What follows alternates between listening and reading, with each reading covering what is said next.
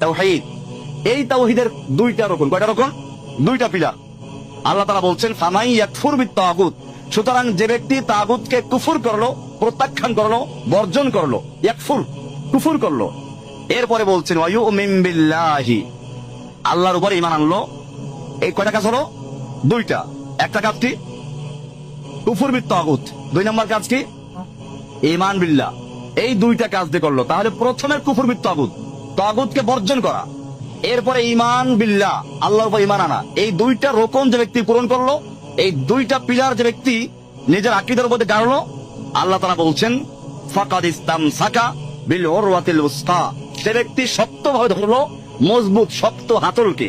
অর্থাৎ ধরাটাও তার শক্ত হলো, হাতলটাও মজবুত হলো। এখন আর ছিঁড়ে দেবে না। লাং ফিসামা লাহা, ইনফিসাম ছিঁড়ে দেবা, লা মানে না, লাং ফিসামা লাহা এটা কখনো ছিঁড়ে দেবার নয়। তাই এই আয়াতে ক্লিয়ার হয়ে গেল যে তাওহীদের মূল ভিত্তি কয়টা জিনিসের উপরে?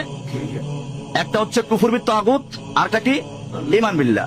কোরআন শরীফের সূরা নাহলের 36 নম্বর আয়াতে বলা আছে, সেখানে বলা আছে ওয়ালাকাদ বাসনা ফি কুল্লি উম্মাতির রাসূলা, আমরা প্রত্যেক উম্মতের ভিতরে রাসূল প্রেরণ করেছি আনে ইবুদুল্লাহ ওয়াজতানিবুত তাগুত, এই মর্মে আদেশ দিয়ে জানে ইবুদুল্লাহ, তোমরা এক আল্লাহর ইবাদত করবে, ওয়াজতানিবুত তাগুত, এবং তাগুত থেকে ইজতিনাব করো, নিরাপদ দূরে থাকো, নিরাপদ দূরে থাকো, ওর সংস্পর্শ আসা যাবে না।